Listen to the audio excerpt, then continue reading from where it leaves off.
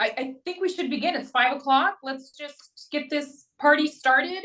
Everyone, thank you so much for being here. This is our inaugural an hour with a Gemini. That Gemini, if you haven't figured out, is Ricky Williams. So he is going to be hosting this.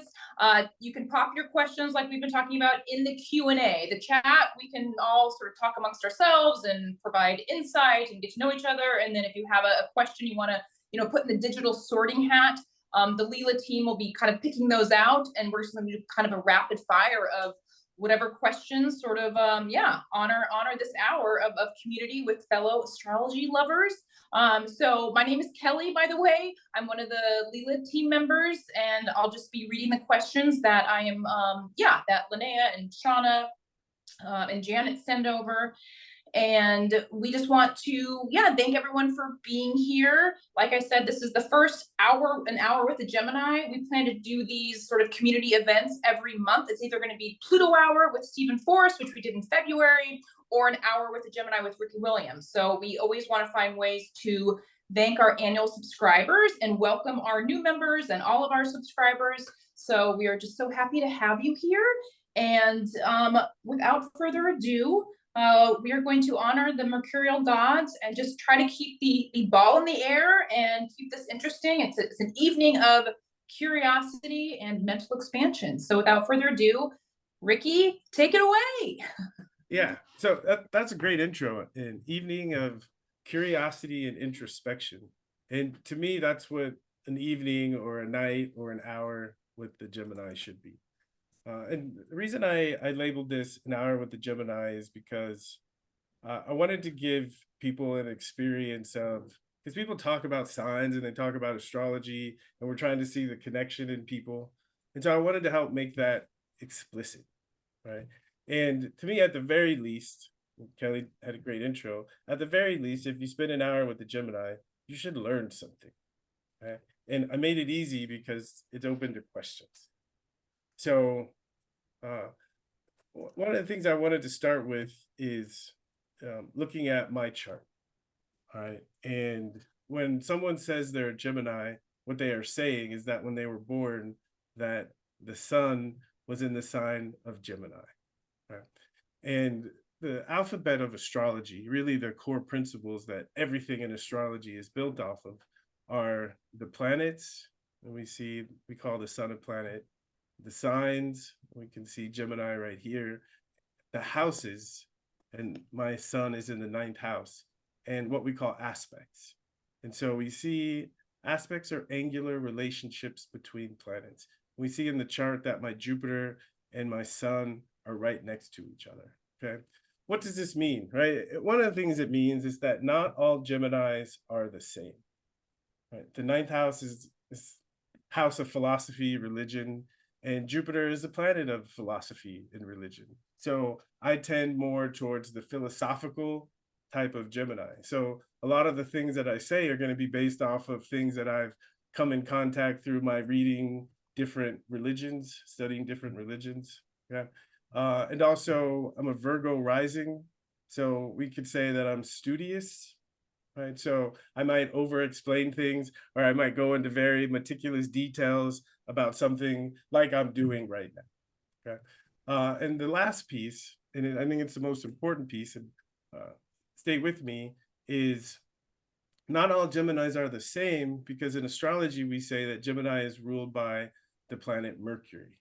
So not all Geminis are the same, because Mercury is going to be either in Taurus, Gemini, or Cancer. And so we could say in the Gemini spectrum, the Mercury and Taurus, right? The words are going to be more grounded. Like for me, in order for me to learn something, to feel comfortable enough to speak about it, it has to be in my tissues, right? I really have to learn it. So if I'm reading a book, and Geminis read, if I'm reading a book, I might read the same book or the same page 3 or 4 times, right? This is Mercury and Taurus. And the idea is that I can convey things in a way that people can grasp. All right, we'll see. The last piece, I talked about aspects. If you see my Mercury, directly across from my Mercury is the planet Uranus, and Uranus is the planet that rules astrology, weird things. So the idea is you're going to learn something new, and hopefully unexpected, right? And I want to start this way because it can help you tune your questions into the questions that I have the best ability to answer, right? And they're going to tend to be philosophical questions, and I can get into the details and hopefully help you have a more firm understanding of something like astrology. That's the intention, and wanted to share the chart so that you guys could make that connection to who's here, who you're talking with tonight. Consider the source. Okay, so we have our first question if you're ready. It's actually a question about some of your former work in astrology. This is from Andre, and he asks, Ricky, are you going to bring back the Curious Questions podcast? I enjoyed your podcast and learning about astrology by asking questions about their charts. Is that coming back? Yeah. Well, it's not coming back in the exact same form. We lived in LA at the time, and we had this fancy podcast studio that we could go to, and it was great. But I would love to bring back the concept. It was interesting for those of you who don't know what we're talking about. I did a podcast. I think I did 12 episodes, and there were some football players. There were some people that are in sports media. I think I had a musician. I had different people on, and most of them really didn't know much about astrology. Most of them were men. And I would get their birth information, and we would start the conversation, not so much talking about astrology, but me looking at the chart and using the chart as a guide to know what questions to ask. And the idea was, is you're having a conversation with someone, and the idea is like, wow, it's a really good question, allowing who the person is on the inside to come out through the interviews. But what happened was, the guys got curious about astrology, and sometimes the conversation went into learning astrology and understanding what the heck I was talking about. So this is a good sort of a derivative of that in a way. We're just going practice, straight with astrology. That's the one thing. Like, podcasts aren't live, but it's a conversation, and speaking to people who don't know anything about astrology or know very little bit about astrology, and talking to them in real time and capturing those conversations. Because they weren't exactly readings, although sometimes they kind of spilled into that. But it's really just astrological conversations. And to me, astrology is a language. And the way that we learned our first language was by listening to our parents or the adults, the people around us talk. So I think the more we can listen to people who can speak astrology, but in a way that's grounded, I think that's, to me, the best way to pick it up. Totally. Okay, we have another question. This is from Jay, and he says, can you speak about Gemini on the descendant and how that affects my relationships? Okay, so the question is Gemini on the descendant. That means that Gemini is at the beginning of the 7th house. All right, and again, trying to bring it down to earth, because a lot of people have questions about houses. The way Stephen describes it, houses give us information about where. And to me, signs are a feeling, right? Signs describe a feeling. And so if we're talking about a sign on the cusp of a 7th house, it's a kind of feeling that we need to experience, that we're going to experience in relationship. And to a certain extent, or to a great extent, the quality of that feeling, the quality of the experiences we have in relationship are based on our own relationship with that feeling. And so Gemini, right, in the nature of Gemini, it's the symbol for Gemini is the Roman numeral 2. And I think that's the first clue, right? That something about this symbol, it's almost as if it's a representation of duality, right? And the kind of duality that I connect to Gemini is, one way to think about it is the right brain and the left brain, And we all have a right brain and a left brain, but I think with Geminis, the thing is there's a constant conversation going on between the right brain and the left brain, right? It's like it doesn't stop, right? And the myth of Gemini, the twins, right? One of them was allowed to live in the Mount Olympus, where the other one was on Earth, and then they couldn't be in the same place at the same time, right? This idea of the right brain and the left brain. They look at things differently, but they're brothers. And so one of the gifts of Gemini is the ability to free associate, right? This idea, I can connect this to this idea. I can connect this to this idea. I can connect this to this idea. So if someone is saying they want a long-term relationship, because what I'm realizing, especially this day and age, the 7th house is partnership, but it's partnerships where there's a contract, So business relationships, marriage, etc. And the reason we have a contract is because there's a good chance that these relationships could end. All right. So, but if someone says, I want a long-term relationship and I have Gemini on the cusp of the seventh house, I say the key thing is you have to find someone that keeps you interested, mentally stimulated, right? Because as soon as you're not mentally stimulated, right, the person can't show you something new or get your mind to open, then you can't do seventh house Gemini work and you're going to lose interest in that person. So one of the ways to think about Gemini on the cusp of the seventh house is, right, the nature of the partnership, right? It needs to make you smarter, right? And becoming smart because someone is saying something that is interesting enough that you listen. And as you listen closely enough, you might hear something new, a useful piece of information. Because one of the things we know, if Gemini is on the descendant, it means Sagittarius is on the ascendant, okay? And Sagittarius is, right, their number one gift is not the ability to listen, right? Because it's not a negative thing, right? Is if I know the truth and I have to have faith in the truth, I have to learn, right, not to listen to certain things. But if we don't listen to things that are right in front of our face because it's hard for us to see them, then we're going to have Sagittarius kind of issues. So the gift of the descendant, right, is someone who has our back. And in order to have a Sagittarius rising's back, right, the person you have to listen, which means they have to say something that's interesting. Love that. Ready for the next one? Yeah. Okay. So this is from Andrea, also about the seventh house. What do I need to know about my seventh house to successfully create and maximize my business partnerships? Second part of this is, what am I missing that prevents me from having effective business partnerships? Yeah, that's a good question.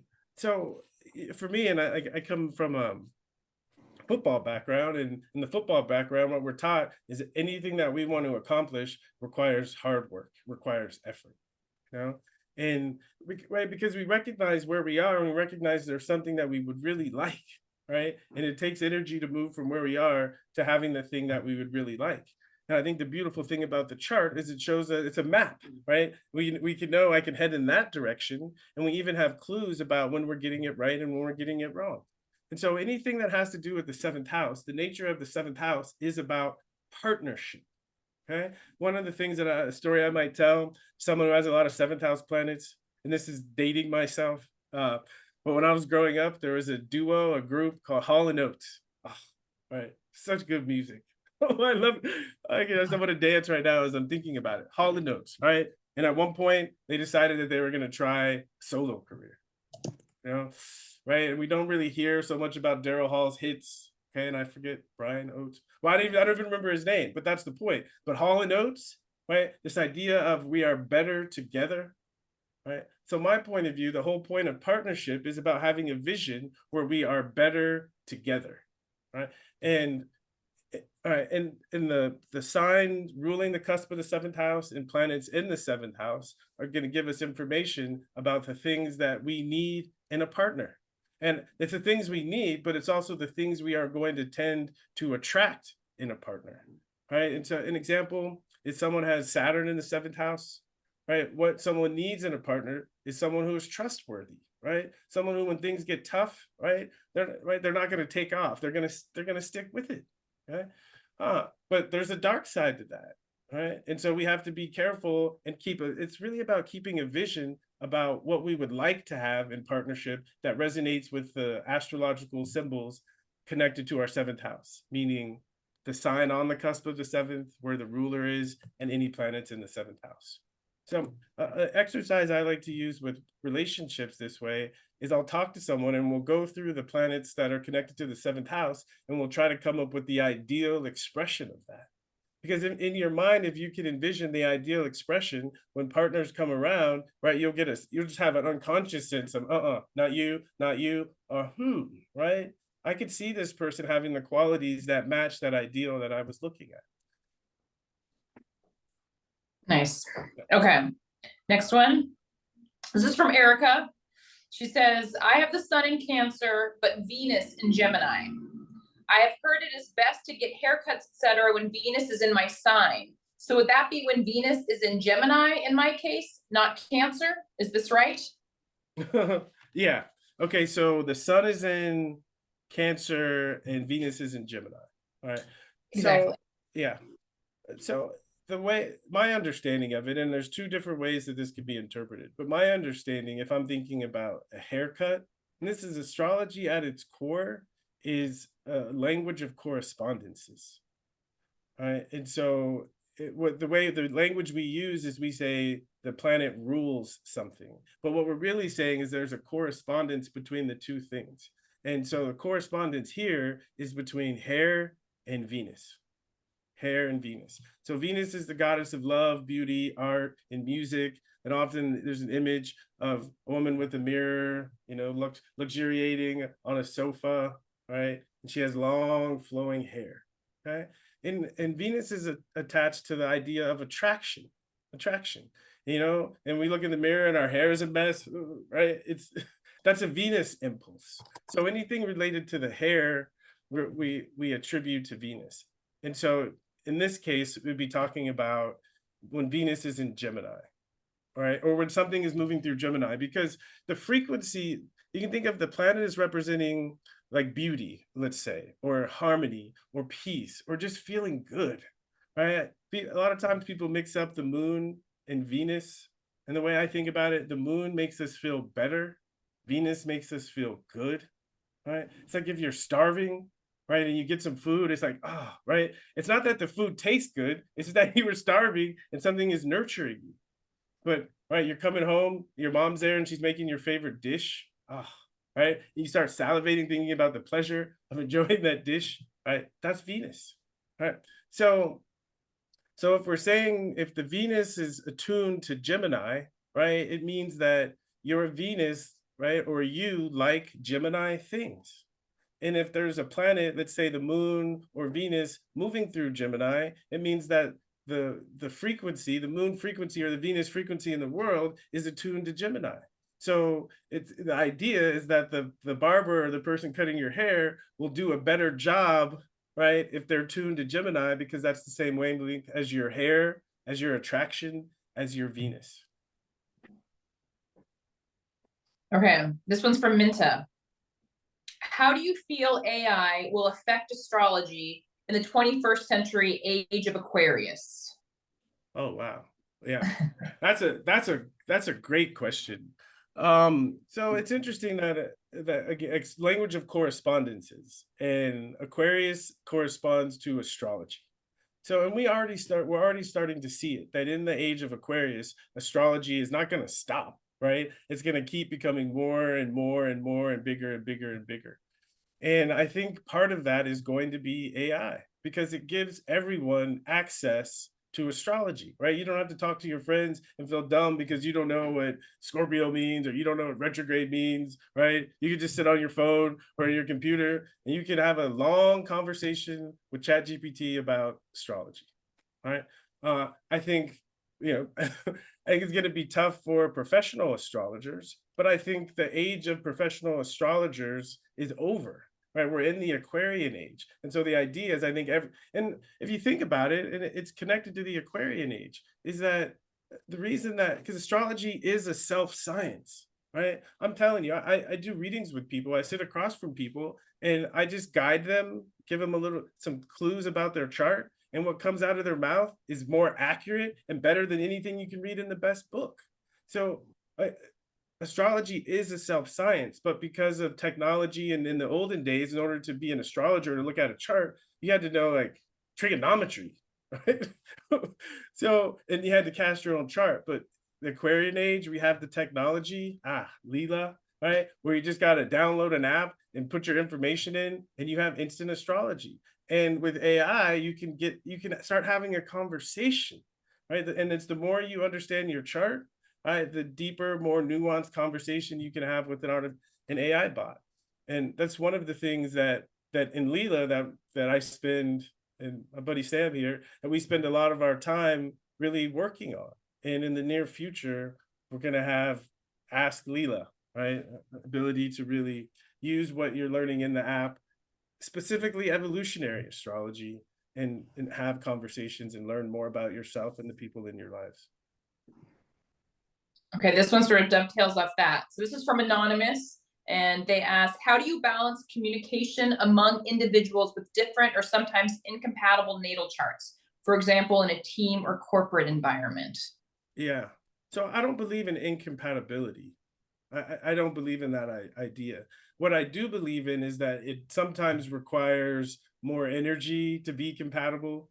That's 100%, right? Sometimes we have to work harder to get along with certain people, but to say that you can see incompatibility in the chart, I think that's disempowering to people. And I'm feeling very Venusian today. Maybe it was the last Venus question. In the nature of uh, of Venus, right? It's about learning to appreciate the other person.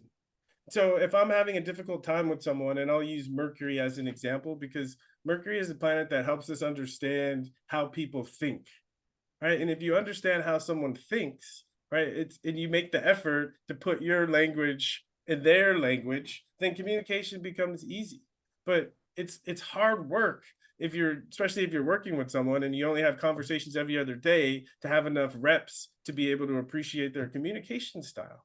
But if you can look and see where their Mercury is and what's going on with their Mercury, at least at first you can observe and see, oh, okay, I'm starting to see this. And if I say it like this, it seems like it gets through better. So if I want to have better communication with someone and I have a tool of astrology, then I have the ability to put in the effort to bridge the gap between conflicts in agendas. Because if we look at hard aspects, which is what astrologers would say is brings incompatibility, it just means that it requires a little bit more effort to work through something.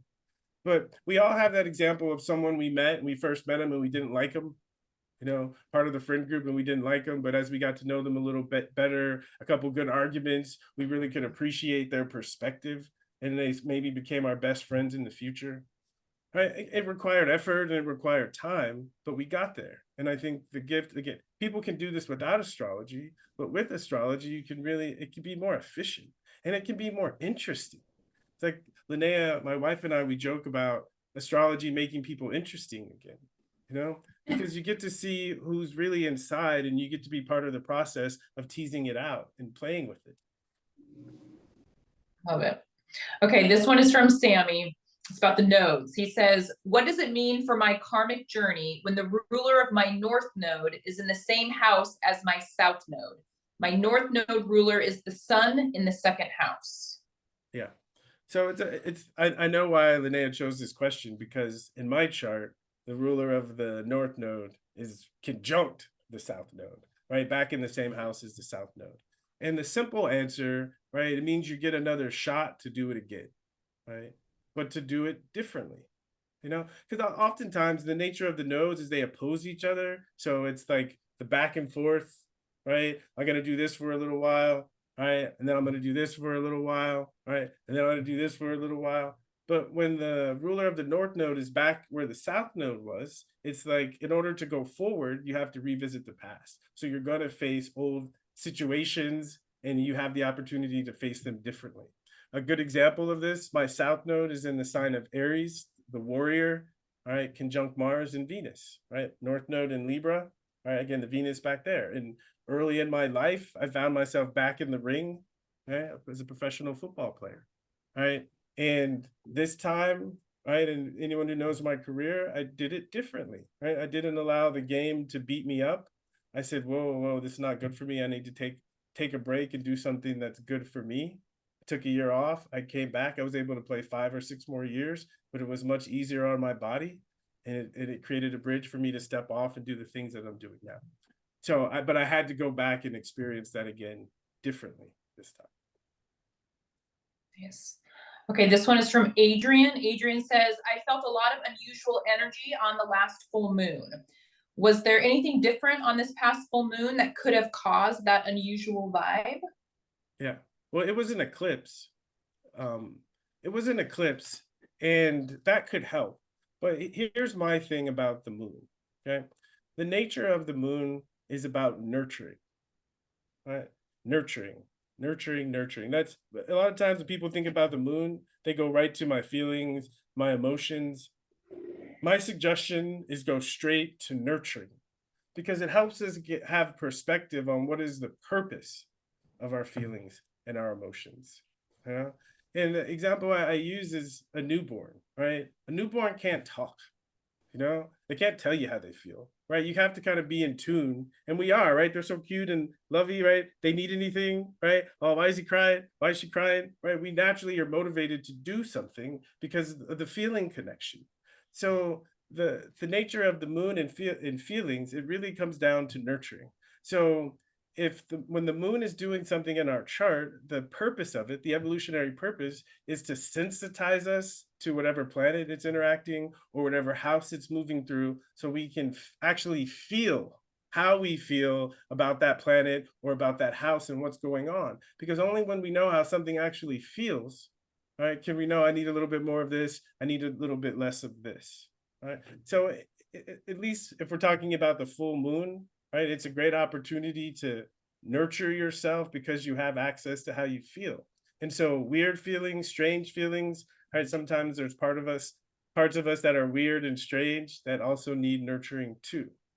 Um, yeah, but yeah, it was an eclipse, and eclipses are when full moons or new moons happen within 9 degrees of the south node or the north node.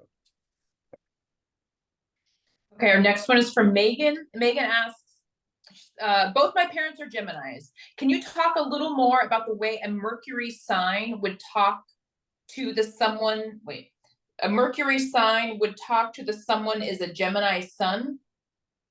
There might Yes. be, yeah, okay. Yeah, this is a good question. All right, and it helps us get clarity on the distinction between a planet and a sign, right? And my understanding of it, and it goes back to the astrological jargon of, we say that Mercury rules Gemini. Mercury rules Gemini. Okay. So if we said Gemini is about thinking, okay, where the thinking comes from the mind. So Gemini just tells us that someone, especially if we're talking about the sun in Gemini, it's someone is energized, right? Gets vitality, they light up when they're thinking, sharing, but it doesn't tell us, well, what are they thinking about? Right? And how does their mind work? How do they think? Gemini can't tell us that. It just tells us that thinking is important.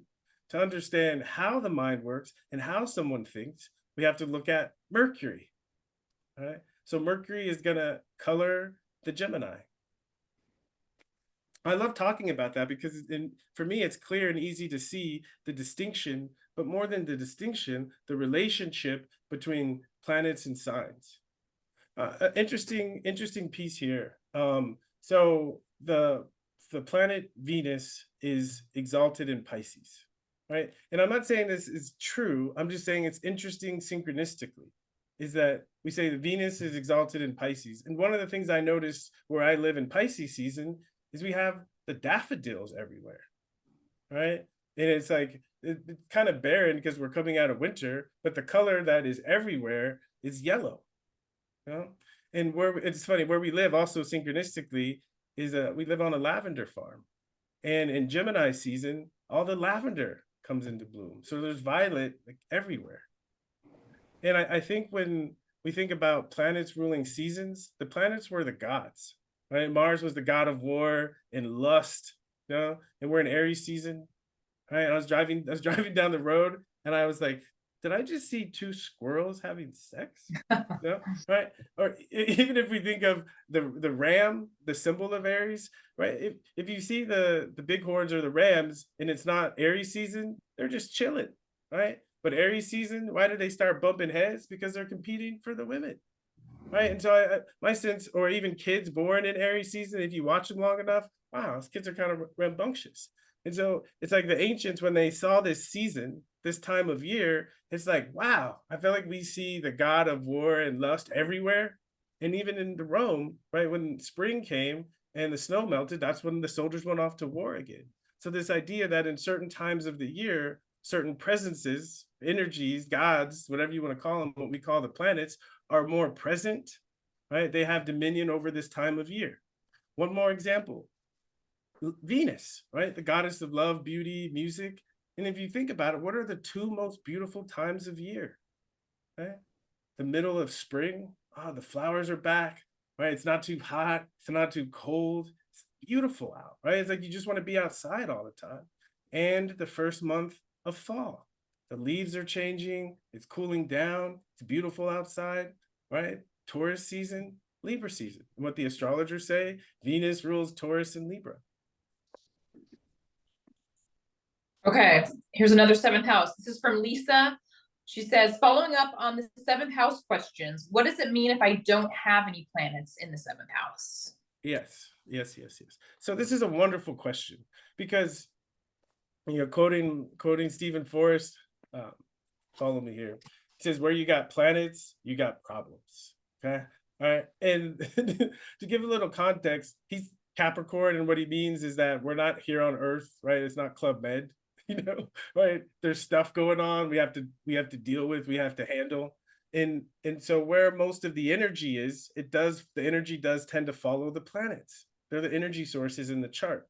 So if there are no planets in the seventh house, okay, we're not saying that there's not seventh house stuff going on, because astrology also has to be filtered through culture. And if you're born in this day and age, right, everyone needs a partner, right? So partnership is important for everyone. Okay, it's important for everyone. And so if there are no planets in the seventh house, we look to, I'll use astrological jargon, all right? We look to the planet that rules the sign on the cusp of the seventh house. So if you look here, I still have my handy dandy chart here. Okay. My Virgo rising is coming out now. Going to school. Okay, so, and this is good. We can see a little bit about how people who are new to an astrological chart, about how it works. Okay, so these tiny little numbers here, these are giving us information about the different houses of the chart. Okay, and the seventh house is right here. Okay, this is the house of partnership.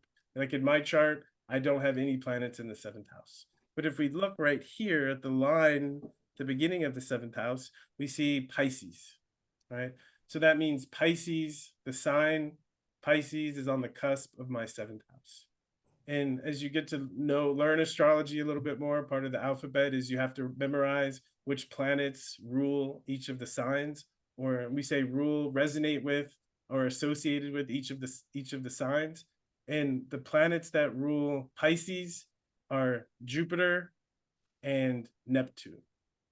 So for me, if I went to an astrologer and I said, I don't have any planets in my seventh house, what can you tell me about relationship, right? They'd say Pisces, right? They'd say, look for a Pisces, but to gain more information, right, they would look to Jupiter and Neptune to give a greater sense, kind of like I said with the Gemini and where Mercury was. It's the same thinking, but now it's applied to relationships. So Neptune, Jupiter is going to give information. Pisces is going to give information for me about relationships. And true story, my first wife is a Pisces moon, right? My second wife, Linnea, is a Pisces sun, right? And her strongest planet is at 18 degrees right here on my seventh house cusp. Okay? So it's giving us information about the types of experiences we are going to have in partnership. So if you have a sign here, right, find out where the planet is, and back to the exercise of think about the ideal expression of that planet in regards to relationship. So I'll use me as an example.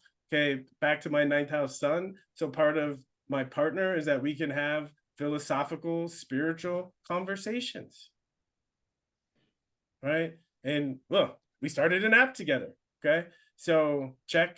Right, here we are. Here we are. Okay, this one is from Girti. Girti says, on the seventh house subject, transiting Jupiter just entered my seventh house. What are your thoughts on that? Okay, so if transiting Jupiter entered the seventh house, we know again we have Gemini on the cusp of the seventh house because we know transiting Jupiter is in the sign of Gemini. Okay, so the phrase that Stephen uses to describe a Gemini activation, okay, is where are you underestimating yourself?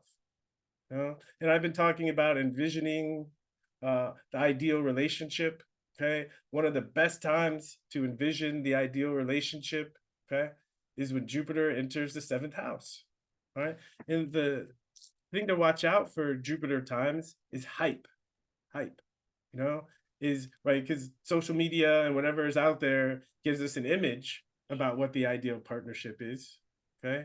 But if it's not truly connected to your soul and what you have the ability to manifest in the world, right, it's not going to work. And so I'd say you're talking to someone, right? You meet someone or you're thinking about getting into some kind of partnership with the person, right? Make sure most important thing is you share your philosophy, you know, and share it confidently, right? Because then you'll test, right? If we're having a philosophical back and forth, right? Can this person keep up, right? Can I keep up? You know, and sometimes we might be nervous. We just meet someone, we might be nervous to share how we really see something, right? Our overarching belief system, right? And so we hold that back, okay? All right. With this idea of don't underestimate yourself, right? And this is Jupiter Sagittarius, okay? Jupiter rules Sagittarius. The symbol for Sagittarius is the archer. So an image that I really like with Sagittarius is take your shot. Take your shot, you know? Quick little Sag story. I tell people, you know, I imagine a Sag rising, Sag moon, a lot of Sag is walking through the forest and they see a bow and arrow on the ground and they look up and they see a target down there. You know, and the thought, I wonder if I know I can hit that. It's Sag. I know I can hit that target. I could do this, right? And they pick up the bow and arrow and they pull it back and shoot and it goes way over. Okay. Capricorn, right? So I'm wasting my time. I got things to do. But no. Sag, okay? They're going to say, oh, if I just would have aimed a little bit lower, I would have hit it. And they have to have that experience. So they pick it back up, they pull it back, they aim a little bit lower, and it goes too low. Right? Again, Capricorn, Saturn predominant, wasting my time. Right? Sag, Jupiter. If I just would have gone right in the middle of those two, I would have nailed it. Okay? Picks it up. Boom, hits right next to the bullseye. Okay? And they're like, now I can get a little bit closer. So half an hour later, consistently hitting the bullseye. Okay. Oh, wow. Someone walks by. How did you do that? Okay. They share their philosophy. I found out if I pull it back this far and I aim at this angle and aim right here and let it go, right, it'll hit the target. So part of Jupiter Sag, you got to take your shot. Jupiter going through Gemini intellectually. Okay. Right. Time to have some philosophical debates, some philosophical conversations. That's the key, right, to finding the people that can be your partners at this time in your life. Okay, this next one's from Anonymous. Anonymous says, reading about my chart on Lila, I find myself behaving in ways listed under planets out of balance. I haven't recognized the patterns yet, but what ways can I address it, especially as a beginner? So the easy, hard thing to do, right? And I say it's easy because we have the positive expressions and we have the negative expressions. And the point of the negative expressions, right, is so that we can recognize them, right? But it's also the positive is we can recognize what the negative one should be moving towards. You know? And I think of it as evolutionary astrology. We could also call it developmental astrology. And when our 3-year-old was 1 and he was trying to walk, right, he was really bad at walking. You know, and if we had the list of grading his walking skills, his balance, bad, right, bad. So the first thing is we have to be gentle with ourselves and say, as soon as we pick up Lila, right, we're on the evolutionary trajectory and we have a friend to help us.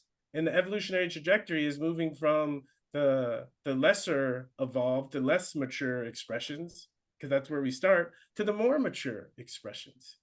And I've been thinking about this a lot. One of the ways to think about when we're manifesting the lower expressions, it's because things have happened to us, right? And that's not to make us victims, but to realize it's like there's nothing wrong with us. We just have to put in effort to get to the higher expression of it. And so, right, meditate, because the patterns will emerge. But when you see that you're showing up on this angle, imagine yourself and what it would be like if you were behaving more or your life had more room for the positive side of the things to manifest, right? Again, the thing at the core of this is it's an evolutionary journey, right? And we're all on it. We can all get better. We can all get wiser. And whether we like it or not, we're going to, right? The idea of Lila is it can help us, give us a map to see how to get there. More importantly, how to recognize when we're on the right track.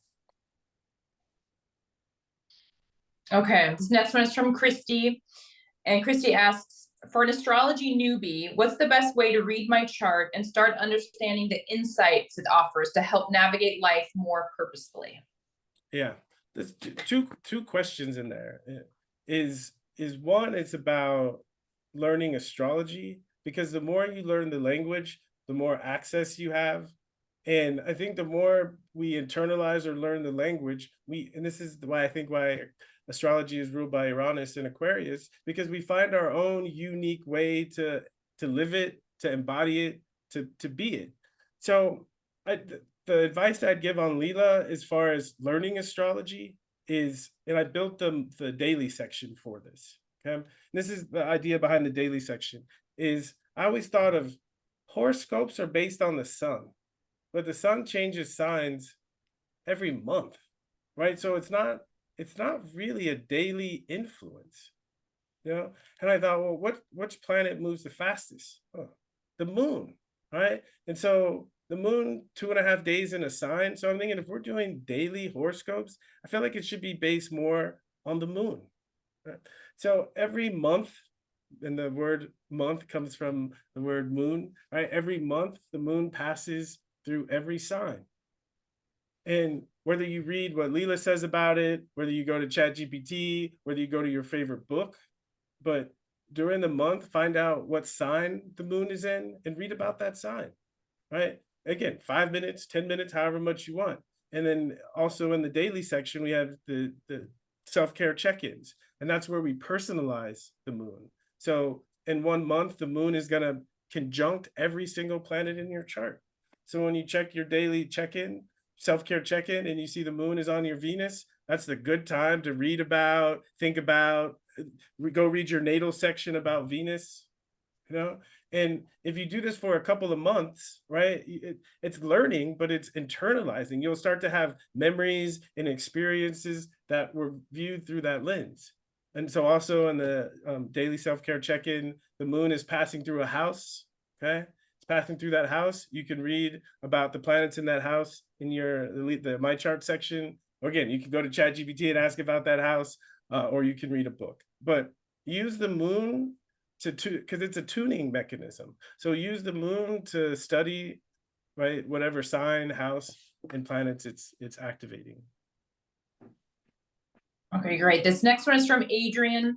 Adrian asks, oh, sorry, it's Sammy first. What is a Kizimi and why do people think it's important? I think there's a Mercury Kizimi happening this week, but I don't know what it means. Yeah. I know Sam is on mute, but I guarantee he's laughing right now. Okay. So it's part of learning astrology is you do have to learn the jargon, kinda, right? You do have to learn what Mercury is, you have to learn the names of the planets, the signs, the houses, and the aspects. Okay. To me, beyond that, and this is being blunt, it's kind of crap, right? Meaning it's more confusing. It adds more confusion than it does clarity, right? So Cazimi means that two planets, right? And I'm not being super technical, but it's just a fancy way of saying an exact conjunction, right? And so if you understand the basic principles, all right, I'm going to get a little nerdy here, just a little bit, okay? Is I talked about the alphabet of astrology, okay? And if you're a newbie and you take away one thing from this conversation, it's this, okay? You don't have to even understand what it means yet, but take away this, that the basic alphabet of astrology is just 4 things: planets, signs, houses, and aspects. Okay. Planets are kind of easy. Signs, most people know that. Houses, tricky. Aspects, all right, that's why I'm going to spend a little bit of time. Aspects are where we are measuring angular relationships. Okay. Well, I could even say spatial relationships, right? One way to bring this down to earth is, right, someone is right on top of you, okay? And we even have this term, sometimes we like it, right? And sometimes we don't, right? Ah, you're right on top of me, okay? That's a spatial relationship, right? Two things, right? You can smell someone's breath, right? Two things are having a powerful impact on each other, and the power comes from the proximity. Okay, so two planets we call conjunct or cazimi, right? Two planets conjunct, they're right on top of each other and they're having a powerful influence on each other. So a simple one, another one that's right up there, another powerful aspect is an opposition. Okay, right? And if someone is on top of you or someone is opposing you, it's a different feel, right? And so when we think about aspects, that's what we are measuring is the feel of the relationship. Okay. And there's sometimes we'll talk about a trine, right? Sometimes you have that friend, right, or that relative that they just get you know, right? Like they just get you, and there's a like an ease there, right? There's a felt quality of the relationship. And that's what we are measuring when we measure aspects. So Kazemi means two planets are having a powerful effect on each other. And to get to the meaning of it, okay, um, is let's say if Mercury, okay, let's say Mercury and the Sun are having a powerful effect on each other, it means we could say it's a Mercury time, right? Is that this Mercury, this curiosity, new information, open-mindedness is just information, because right, you can have information, but you can be closed to it. So there's just a lot of information out there, right? And so people who have strong Mercuries are going to be more sensitive to that Kazemi. So that's one way to think of these powerful conjunctions that are going on in the sky. Is it's like an energy is out there, and people that in their own lives or in their own charts have that energy strong, they're going to be more sensitive to it, right? So we might notice the Mercury people being a little bit more chatty, you know, on their phones a little bit more. Okay, great. This next one is from Adrian, and he or she or they ask, what advice would you have for someone who has a grand trine in water in their chart? All right. So this is dogma, right? It's dogma. Okay. So because you read about grand trines, and grand trines are this, and nature of my mind is I want to break it down to like, what is a grand trine? What is a trine? Right? Angular relationship. We just talked about aspects. So the nature of a trine is that two planets, like I said, that they support each other, they just get each other. And so when they're both activated, they tend to work well together.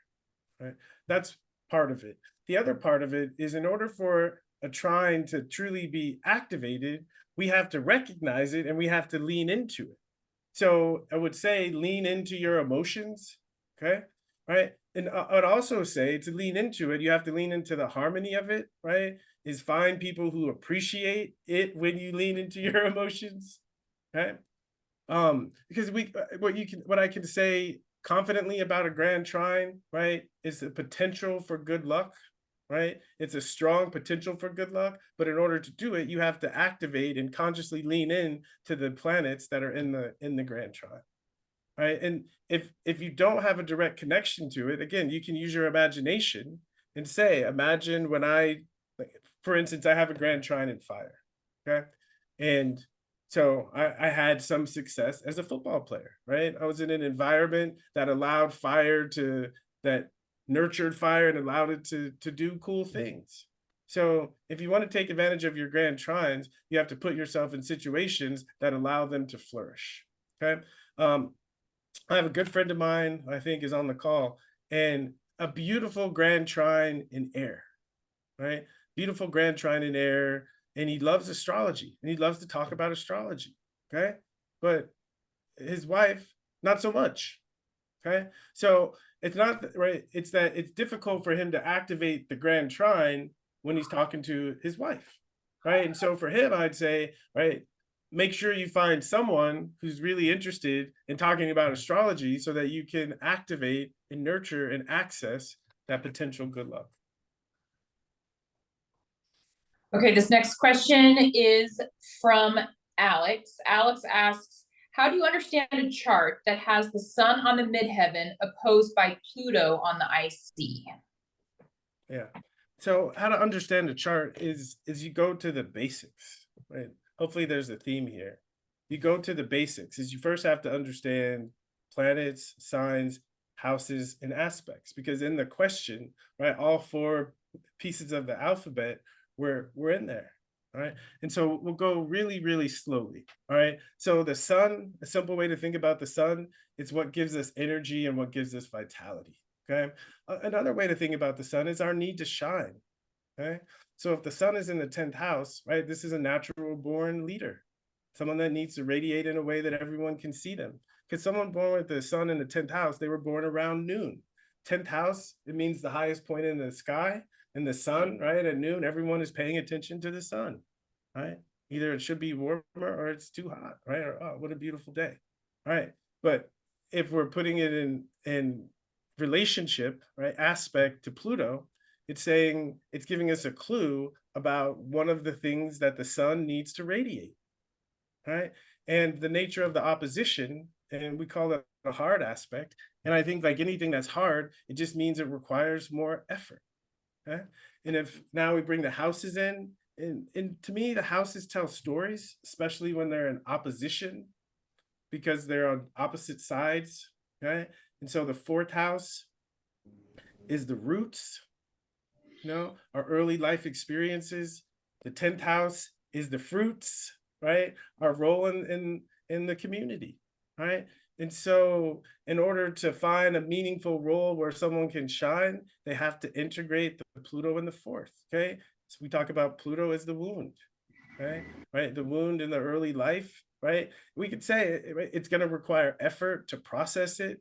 But in order to find your true role in the community, right, where you shine most brightly, where everyone can see you, right? One of the things that has to be being radiated has intensity and has depth. Intensity and depth that it's going to require effort to access. Okay.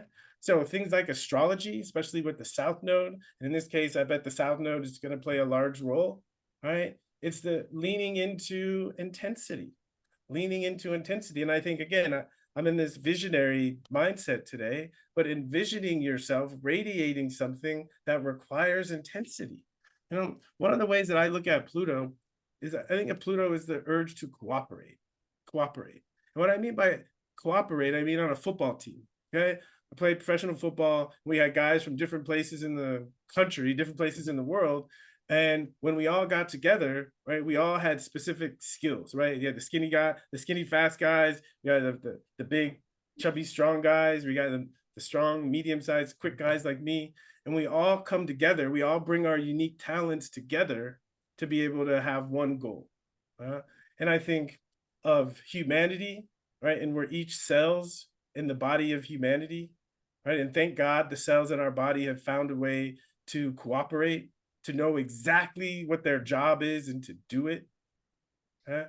Right. So to me, there's so much potential and so much possibility with this opposition, right? But the idea, right, is your community needs someone who can shine the light on things that might scare other people, right? And if you can hold that vision, it can help put in context, right, the past experiences and why they are necessary to help you become the person that you're meant to be for your community.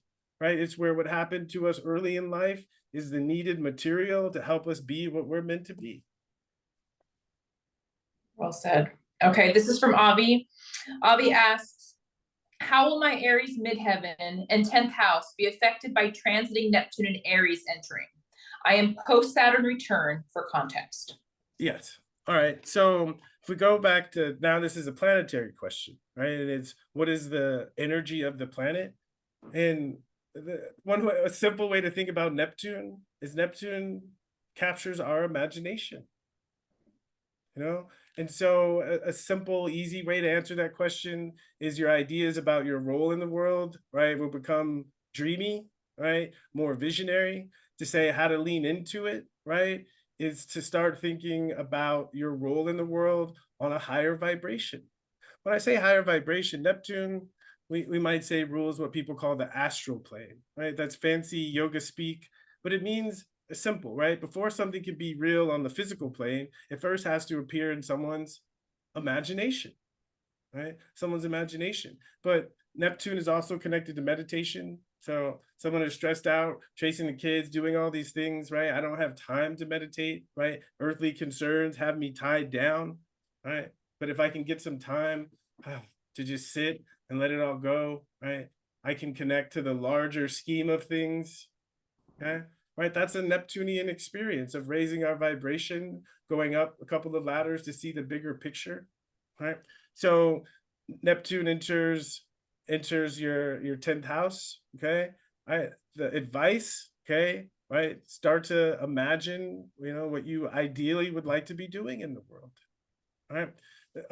Also, there's going to be clues, right? As transiting Neptune moves through your 10th house, it's going to make aspects, and the average, right, is 14 years, depending on where someone was born. So one of the things I would look at is what aspects is Neptune going to make over the next 14 years from the 10th house, right? And that'll give you more information to feed your visions. Okay, this is from Lisa. She says, in the Lila app, I have Jupiter sextile Sun, and it says money comes from following my dreams, not the other way around. What if my dream has nothing to do with working or money? Yeah.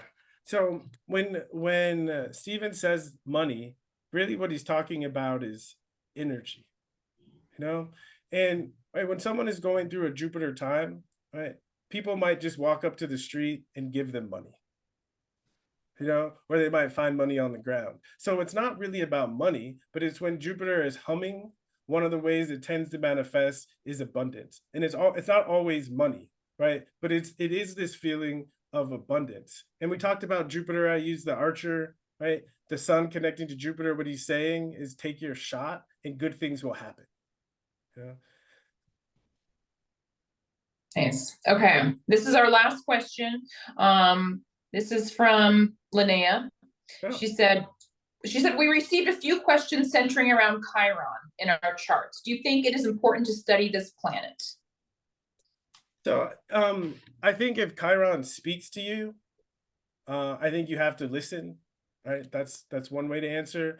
The other way to answer, and to me, if you look at your chart, and again, what speaks to you, Chiron's right on your sun, right on your ascendant, it's saying something loud to you, I think you have to listen to it and take it into consideration, right? But very often, I've seen, is everything that you find out from Chiron, you can already find out from the other 10 planets and the nodes. And it's a matter of everyone has to find the kind of astrology that speaks to them, and everyone has different levels of how much information they can juggle and they can hold. But like Mercury and Taurus, right? For me, my instinct is to keep it as simple as possible.